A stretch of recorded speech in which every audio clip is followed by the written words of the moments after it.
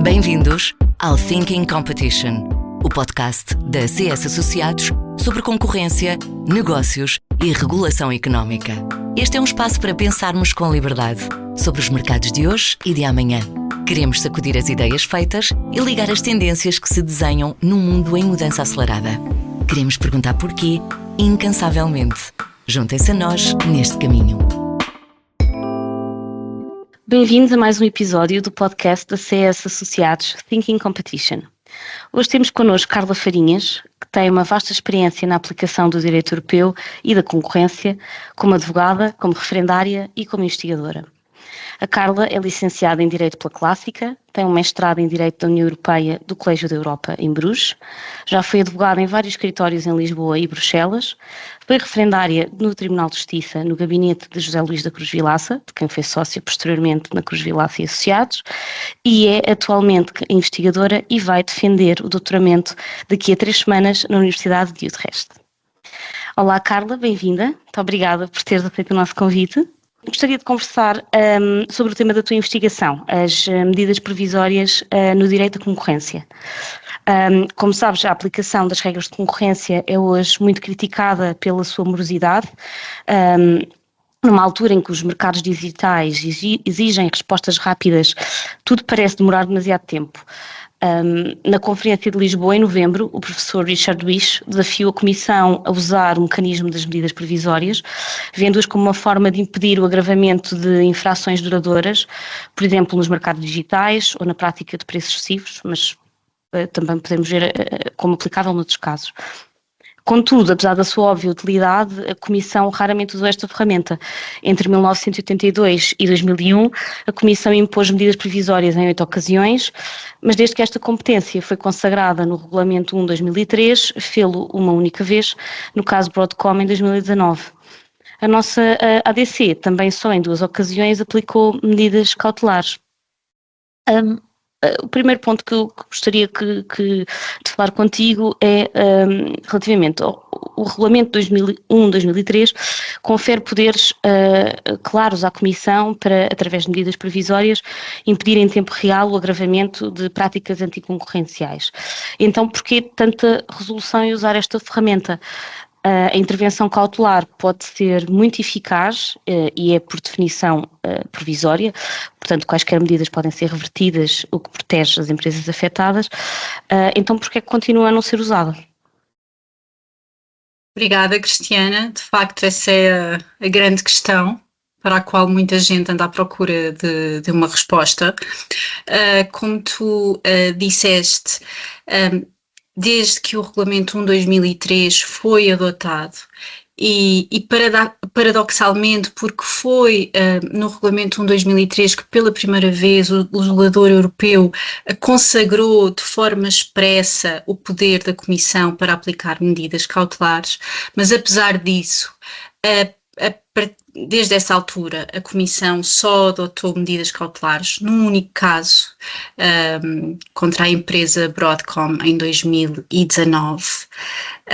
As medidas cautelares, nesse caso, consistiram na proibição em aplicar certas cláusulas contratuais nas relações com clientes. A Broadcom era o maior fornecedor de chips para modems e estava a impor obrigações de compra exclusiva sob diferentes formas e com diferentes incentivos a vários clientes, e a Comissão chegou à conclusão que, se não fizesse algo de forma imediata, até porque ia haver uma série de procedimentos de contratação em que, se os fornecedores concorrentes ficassem impossibilitados de ter acesso àqueles clientes, eles teriam muita dificuldade em permanecer no mercado. A Comissão depois acabou por encerrar o caso através de compromissos. Portanto, este foi o único caso em que, de facto, a Comissão decidiu aplicar medidas cautelares. Mas houve outros desenvolvimentos mais recentes. No início do ano passado, a Comissão anunciou que tinha enviado uma nota de licitude à Lufthansa e que tinha a intenção de aplicar medidas cautelares. O caso está relacionado com uma joint venture entre a Lufthansa e outras duas companhias aéreas, e havia aqui a preocupação de não encerrar a rota entre Frankfurt e Nova Iorque a outras companhias aéreas concorrentes, neste caso a Condor, se não fossem assegurados determinados voos de ligação de curta duração. O que aconteceu foi que a Comissão acabou por chegar à conclusão que as condições que têm de estar preenchidas para a aplicação de medidas cautelares não se verificavam no caso concreto e, portanto, acabou por não aplicar medidas cautelares. Não é muito claro nem muito transparente como é que chegou a essa conclusão. E depois, já este ano, e na sequência de um processo muito interessante que está a decorrer em Itália, a Comissão anunciou também que está muito atenta relativamente às limitações que a Meta está a impor a chatbots de inteligência artificial concorrentes do Meta AI, e está a avaliar se faz sentido ou não aplicar medidas cautelares, porque a autoridade italiana da concorrência aplicou em dezembro de 2025, portanto há pouco tempo, medidas cautelares contra a Meta para permitir o acesso de serviços de inteligência artificial concorrentes. Estamos a falar de chatbots e também dos virtual assistants. E este caso é muito interessante porque está relacionado justamente com a aplicação de medidas cautelares nos mercados digitais, e a autoridade, numa análise que me parece bastante interessante e inovadora, refere os investimentos avultados que é necessário fazer para treinar este tipo de ferramentas, a quantidade de informação que é necessário ter acesso, e, portanto, é muito difícil salvaguardar que concorrentes que estão a nascer e a desenvolver-se não são mortos à partida, e as grandes plataformas digitais já têm plataformas consolidadas que lhe dão acesso preferencial a uma grande panóplia de utilizadores, portanto já têm uma vantagem concorrencial que lhes permite, no fundo, lock-in, não é, esses utilizadores, de forma que, se não for prevenida, pode ser de facto irreversível quando a autoridade chegar ao fim da investigação. Como tu sublinhaste na tua introdução, durante imenso tempo, portanto, entre 2013 e 2019, não houve medidas cautelares nenhumas, e também não houve grande preocupação com este tema.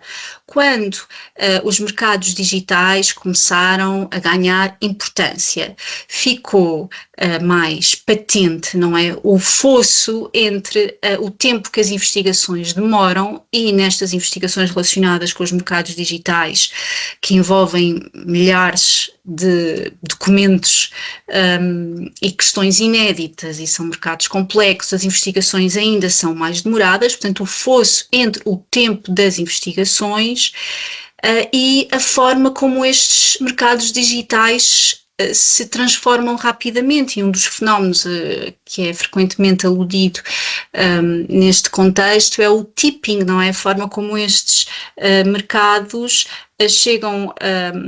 evoluem a um ponto em que uma empresa consegue concentrar de forma persistente, portanto é muito difícil reverter essa situação, uma grande fatia do mercado.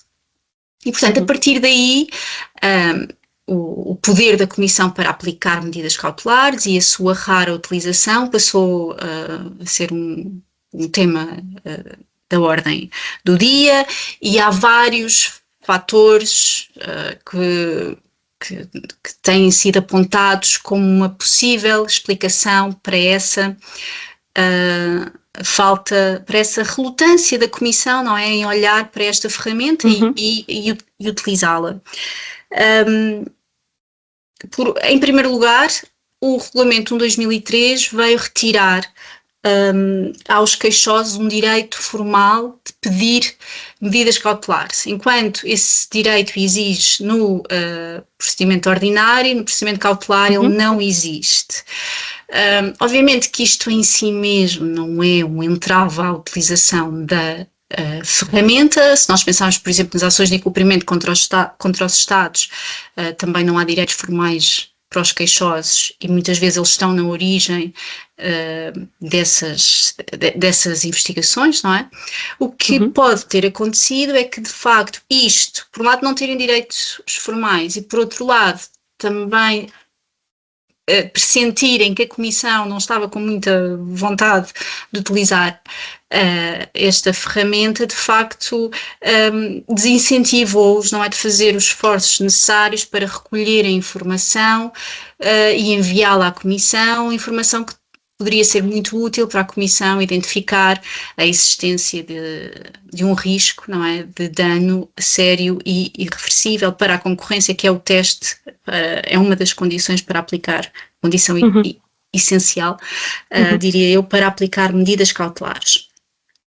Portanto, isto tem que ver com o direito dos queixosos. Depois há também quem diga que as condições são muito exigentes. Exige-se uma prima facie violação do artigo 101 a 102, a urgência implica demonstrar a existência de um risco sério e irreparável, que já agora é exatamente o critério que existe em Itália e que não impediu a Autoridade Nacional, a Autoridade Italiana de Concorrência de aplicar agora estas medidas contra a Meta, o que é interessante. Do ponto de vista processual, também se refere que os passos processuais são muito onerosos, consomem muitos recursos e que, portanto, isso dissuade a Comissão de olhar para esta ferramenta e incentiva a concentrar todos os seus esforços na investigação principal. Isto por um lado. Portanto, isto em segundo lugar. Em terceiro lugar, há o tema do trauma da Comissão com o caso IMS Health em 2001. A Comissão até aí, 2001, portanto, ligeiramente antes da adoção do Regulamento 1/2003, a Comissão, como tu também referiste na tua introdução, aplicava medidas cautelares com alguma regularidade, ou pelo menos não existia este vazio, não é, que salta aos olhos. Mas em 2001 a Comissão aplicou medidas cautelares neste caso e essas medidas consistiram na obrigação de licenciar um direito de propriedade intelectual, um copyright. E a empresa depois recorreu para o Tribunal de Justiça e pediu medidas cautelares. Portanto, temos aqui um pedido de medidas cautelares contra uma decisão de medidas cautelares. E o Tribunal de Justiça, que também tem o poder de aplicar medidas cautelares e os critérios são bastante semelhantes àqueles que são aplicados à Comissão, o Tribunal suspendeu essas medidas.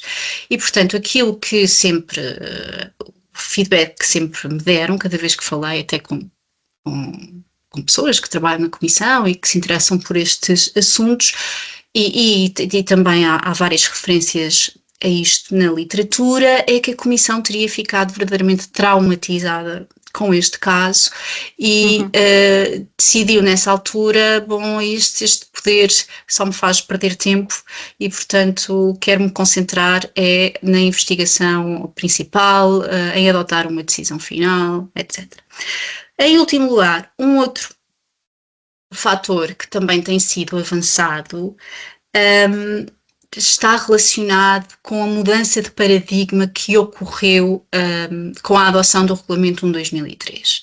Portanto, uma orientação para a Comissão se centrar mais numa análise rigorosa do efeito das práticas, uma análise económica, uma análise rigorosa e aprofundada e uma certa relutância em intervir, a não ser que tivesse certezas quanto à ilegalidade da conduta.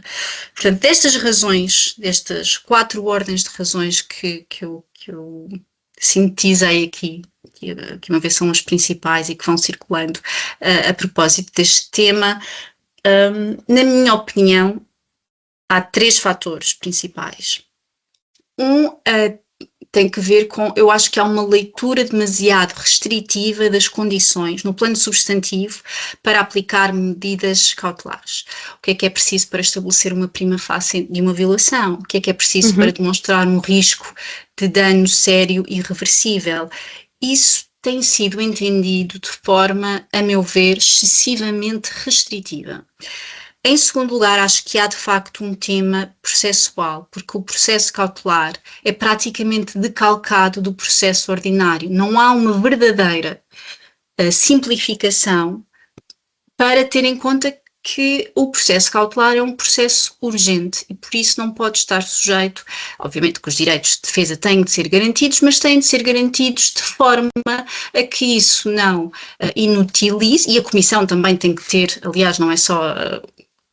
Não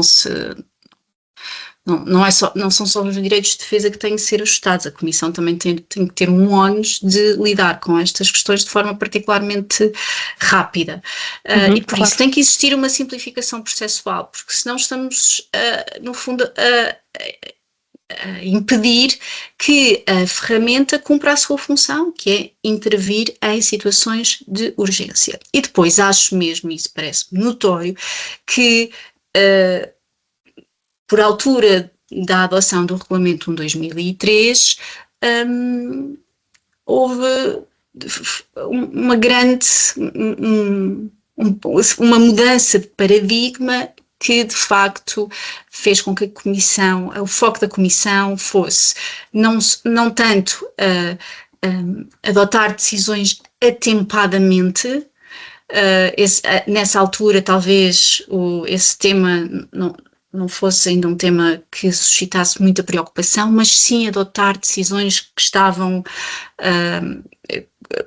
não diria perfeitas, mas muito sólidas do ponto de vista da análise da existência ou não, da existência, neste caso, de decisões de um incumprimento. E, portanto, esse foi o foco da Comissão durante muito tempo, até que os mercados digitais vieram um bocadinho quebrar aqui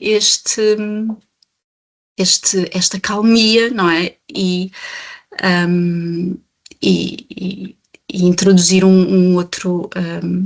esta preocupação do timing, exato, passo a palavra, introduzir, portanto, passou a ficar muito nítido que o timing da decisão, e fala-se muito no caso Google Shopping, que demorou 7 anos a investigar, e quando a Comissão acabou por adotar uma decisão de incumprimento, os concorrentes já não existiam. Portanto, isso foi um caso que foi muito criticado, foi muito visível, como aqueles 7 anos, no fim. Aliás, uma das grandes inspirações para o meu projeto foi um professor italiano de direito processual que estudou muito o tema das medidas cautelares em direito civil, nada relacionado com o direito da concorrência, mas que ele utilizou uma imagem que para mim sempre me marcou imenso, um bocadinho mórbida, mas o que ele dizia era que se nós dedicarmos todos os esforços e concentrarmos todos os recursos para adotar uma decisão perfeita no fim de imensos anos, é um bocadinho a mesma coisa de estarmos muito preocupados em desenvolver um medicamento para alguém que entretanto já morreu. E portanto esta era uma imagem que ele utilizava que ele utilizou nos seus estudos vastos sobre temas de providências cautelares, e que acho que ilustra muito bem, não é o que, obviamente com a devida comparação, claro.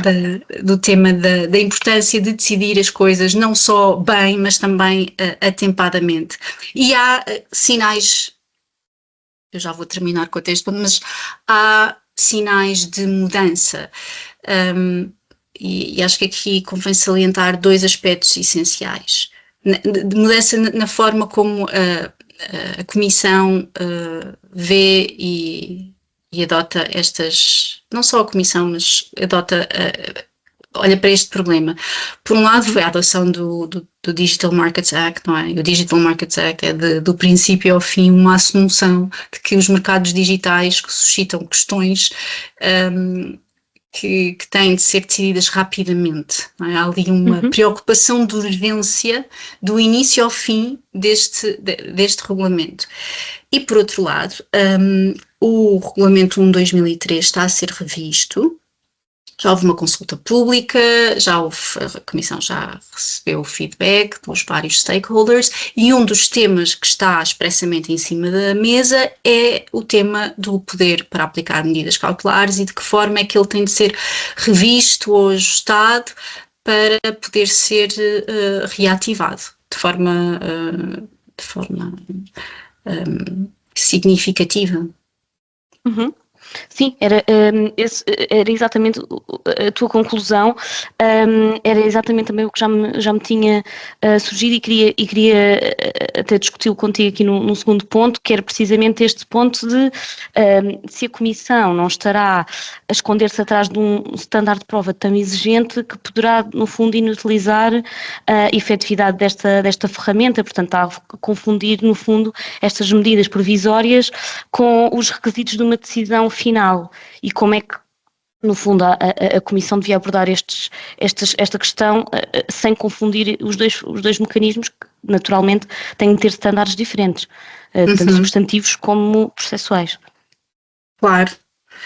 Bom, o critério que está no regulamento, em 2003, refere-se à existência prima facie de uma violação do artigo 101 e 102. E o Tribunal de Justiça já esclareceu, em vários casos, de forma expressa, que o que está em causa é a Comissão ter elementos que permitam sustentar a existência de dúvidas sérias quanto à existência de uma violação. Dúvidas sérias no sentido de dúvidas que não são desrazoáveis e que necessitam justamente de ser investigadas de forma mais aprofundada no quadro de uma investigação. Aliás, é o critério que se aplica, que o Tribunal aplica também que o regulamento do Tribunal estabelece para o exercício por parte do Tribunal de poderes cautelares e a interpretação do critério prima facie no quadro do regulamento de processo do Tribunal é uma interpretação muito, muito ampla e basta, porque há uma grande preocupação em não estar a decidir no quadro cautelar coisas que depois o juiz, no quadro da decisão final, vai ter de analisar com cuidado. Portanto, a leitura ainda é mais flexível quando estamos a falar dos poderes cautelares do Tribunal de Justiça, mas relativamente aos poderes da Comissão, o Tribunal já disse de forma muito clara, no caso Peugeot, no caso Lasang, que não há aqui que confundir aquilo que é necessário, o grau de convicção que é necessário ter para aplicar medidas cautelares com o grau de certeza, dentro da certeza que é possível humanamente ter relativamente às coisas, no quadro de uma decisão final de incumprimento em que é aplicada uma coima. No entanto, de forma às vezes muito estranha e surpreendente, é a doutrina, muita doutrina, alguém disse e depois houve várias pessoas que repetiram a seguir, de que é desrazoável, que não é possível, não é desrazoável, que não é juridicamente possível aplicar medidas cautelares, a não ser que os factos sejam muito simples e a Comissão se limite a aplicar uma teoria jurídica que já foi testada no passado, porque se os factos forem muito complexos ou se a Comissão quiser inovar, que é um problema, que é uma questão, aliás, que se coloca justamente relativamente às grandes plataformas digitais, não é? Que estão a ser exploradas e testadas novas teorias. Mas nesses casos não seria possível adotar medidas cautelares. Pode, no fundo, inutilizar a ferramenta, especialmente nestes mercados digitais mais complexos e dinâmicos. Não, de uma forma, pode inutilizar em todos os casos, porque qual é que é o caso de direito da concorrência, que é super simples, que não necessita de uma análise de efeitos. Mesmo se tratar de uma infração por objeto, é sempre preciso ver a conduta no seu contexto económico, jurídico, globalmente. Qual é que é o caso de direito de concorrência? Obviamente que isto inutiliza a aplicação de medidas cautelares por parte da Comissão. Além disso, não faz sentido face à lógica do instrumento, porque se o caso é assim tão simples e tão fácil, então eu diria que não é preciso aplicar medidas cautelares, passe logo para a decisão final. Porque perder tempo com medidas cautelares? Depois, como nós estávamos a discutir anteriormente, o critério que o Tribunal, este critério de prima facie não é à primeira vista, isto viola as disposições de direito da concorrência. É um critério de ter dúvidas quanto ao caráter admissível ou não da conduta. Como eu já mencionei há pouco, eu acho que esta convicção, que é alimentada pela doutrina, mas que a Comissão também tem, eu acho que está muito relacionada com o caso IMS Health e com a suspensão de medidas nesse caso, das medidas cautelares aplicadas nesse caso, porque, de facto, nessa situação, a Comissão tentou inovar, mas de uma forma que não foi, a meu ver, muito transparente, fez uma leitura um bocadinho contorcida da jurisprudência relativamente a um dos critérios que era necessário ter em conta para, no fundo, obrigar um titular de um direito de propriedade intelectual a licenciar esse direito ao abrigo das disposições de direito da concorrência, e o Tribunal de Justiça suspendeu as medidas. E, portanto, eu acho que é deste caso que surge esta ideia. Mas uma leitura mais atenta desse despacho, aliás, do Presidente na altura do Tribunal de Primeira Instância, o Tribunal Geral, permite perceber que estávamos perante um caso muito específico, muito excepcional, justamente naquela altura, obrigar o titular do direito de propriedade intelectual a licenciá-lo com base a prescindir, não é, da exclusividade que aquele direito lhe atribuía ao abrigo do direito à concorrência. Era algo considerado, com base na jurisprudência que existia, altamente excepcional e deveria ser interpretado de forma muito restritiva. Além disso, o Tribunal ele suspende as medidas com base na análise da ponderação, da proporcionalidade e da ponderação de interesses que acha que deve ser feita. Portanto, no fundo, o resultado deste caso não pode ser lido nunca fora do seu contexto e não pode ser extrapolado para todos os outros casos. E, portanto, eu acho que esta leitura tem que ser revista, mas de facto é a leitura que até agora a Comissão tem seguido. Se nós olharmos, por exemplo, para a decisão no caso Broadcom, é uma decisão sobre um tema que não suscita grandes controvérsias do ponto de vista jurídico. Já tínhamos as orientações da Comissão, já tínhamos a jurisprudência, obrigações de exclusividade, não é assim nada muito inédito. Se olharmos para a decisão também, quase não parece uma decisão de medidas cautelares, tem centenas de páginas, centenas de parágrafos, centenas de notas de rodapé. Se nós olharmos se nós compararmos com as decisões de medidas cautelares anteriores, onde a Comissão, as primeiras referências que a Comissão fez à doutrina do acesso a infraestruturas essenciais foram em decisões de acesso a portos em decisões relacionadas com medidas cautelares.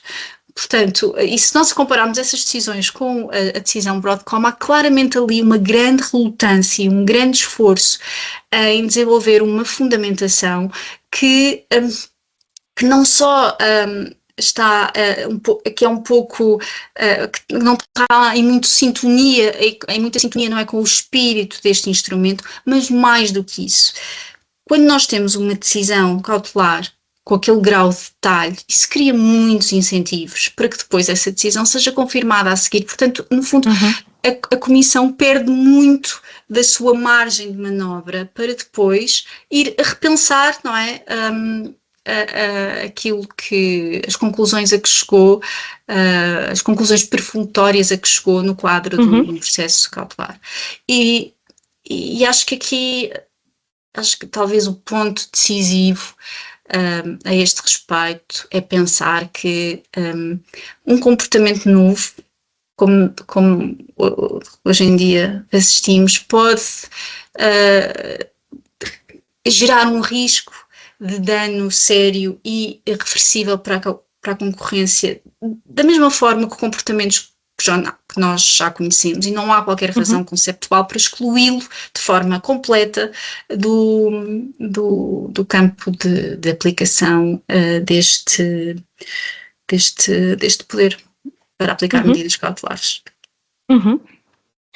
E portanto, também referindo a esse caso que referiste, por exemplo, num caso em que se identifica um falso positivo, ou seja, em que são decretadas medidas provisórias com impacto material no negócio de uma empresa, que direitos é que esta tem a seu dispor se a conclusão no processo principal for de que afinal não houve infração às regras de concorrência ou que as medidas impostas foram, na verdade, desproporcionais?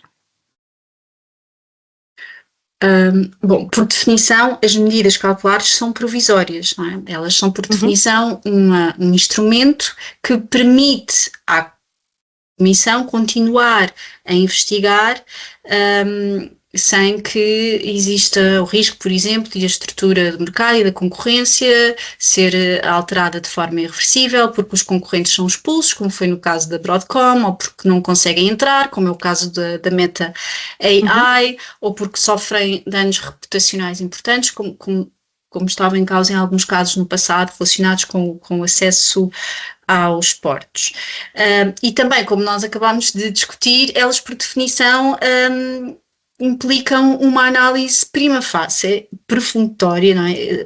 Não quero dizer superficial, mas mais limitada do ponto de vista do conhecimento dos elementos factuais e jurídicos, e portanto elas por definição baseiam-se numa mera hipótese de incumprimento que pode ou não ser confirmada no final da investigação, que se chegar à conclusão que afinal não houve violação, se a empresa demonstra a existência de uma justificação objetiva, etc. Portanto, o risco de erro é inerente ao instrumento e é por isso que eu estou convencida que este risco de erro que é inerente ao instrumento de medidas cautelares, durante estes anos todos foi muito difícil de compatibilizar com este paradigma em adotar medidas, em não intervir sem que se tivesse certezas absolutas sobre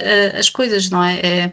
Como eu estava a dizer, o risco de erro é inerente ao instrumento e isso explica que a relutância da Comissão em usar esta ferramenta a partir do momento em que o seu foco estava em não errar, não é algo que era um foco completamente incompatível com a natureza do instrumento como o poder para aplicar medidas cautelares. Agora, naturalmente, as empresas têm meios de reagir.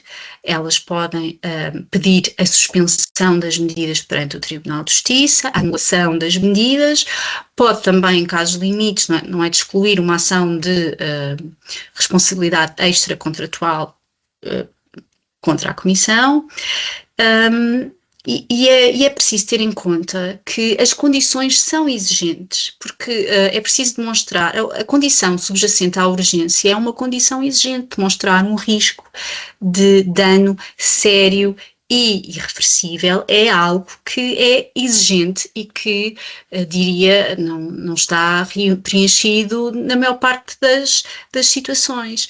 E depois há, como mencionaste, algo que é absolutamente decisivo, que é, digamos, a terceira condição para aplicar medidas provisórias, que é observar as exigências do princípio da proporcionalidade, sobretudo na vertente, é onde a maior dificuldade reside, em assegurar um equilíbrio adequado entre os vários interesses em jogo. E a Comissão, em cada caso, e isto é uma análise que está indissociavelmente ligada com as especificidades de cada caso concreto, tem que calibrar a sua intervenção à luz da solidez dos indícios de incumprimento que tem, do dano que está a tentar, para a concorrência que está a tentar salvaguardar, mas também dos danos que a sua ação pode causar.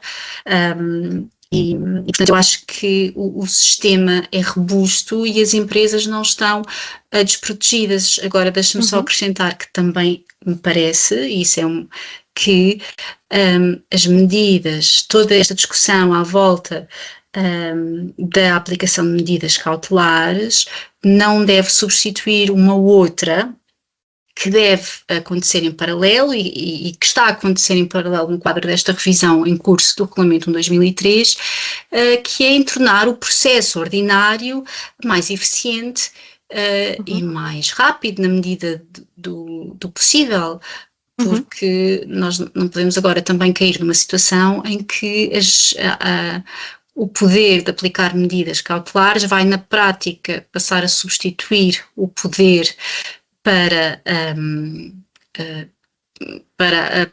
adotar decisões finais de incumprimento e com consequências também potencialmente irreversíveis. Portanto, por natureza, também as medidas cautelares, embora possam produzir efeitos irreversíveis, e há situações de extrema urgência em que aquilo que se decide a título cautelar basicamente vai resolver o litígio e o problema, mas essa não é a regra, não é? A regra, as medidas cautelares são concebidas para permitir à Comissão continuar a sua investigação e adotar uma decisão que depois vai ter algum efeito útil e não vai ficar só ali no espólio dos precedentes notáveis, sem de facto ter consequências práticas. Sim.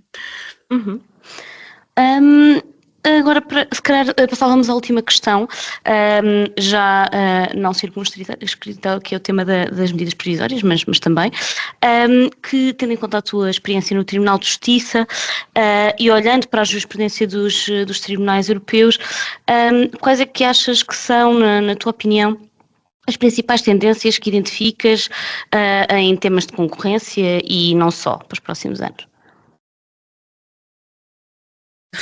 Bom, o ano de 2025 foi um ano bastante interessante do ponto de vista dos desenvolvimentos na jurisprudência do Tribunal de Justiça. Eu talvez salientasse 3 aspectos. Acho que um caso que marcou o ano de 2025 foi o caso Google Android Auto, e vimos aí o Tribunal de Justiça a ser confrontado com a aplicação de uma doutrina clássica de acesso a uma infraestrutura essencial no quadro dos mercados digitais, das plataformas digitais, tendo em conta as especificidades dos seus modelos de negócio, que são modelos abertos, eles não investem e não constroem a plataforma para utilizar para si, mas sim para disponibilizar a terceiros, e isso mudou, o Tribunal teve isso em conta ao analisar se os critérios do mítico acórdão caso Bronner, não é? Se o critério da indispensabilidade, em particular, se aplicava ou não naquele caso. Portanto, eu acho que é possível e provável que o Tribunal de Justiça, no futuro, continue a ser confrontado com esta necessidade de adaptar doutrinas clássicas que surgiram relativamente a setores mais tradicionais da economia, a estas novas empresas e setores de atividade que hoje em dia se tornaram dos mais importantes e valiosos. Que gera uma necessidade de adaptar temas substantivos, como este caso da doutrina do acesso a infraestruturas essenciais, mas também temas processuais. E aí nós temos o nosso querido caso português das imagens médicas integradas, que certamente será decidido este ano, e em que temos também, no fundo, vemos também o Tribunal a ser chamado, no fundo, a conciliar os direitos de defesa e as salvaguardas e de proteção em termos de privacidade e de dados de dados pessoais no mundo digital, no nosso mundo de dados, sobre tudo e mais alguma coisa, não é? Com as necessidades da investigação. E, portanto, eu acho que estes temas vão surgir cada vez mais.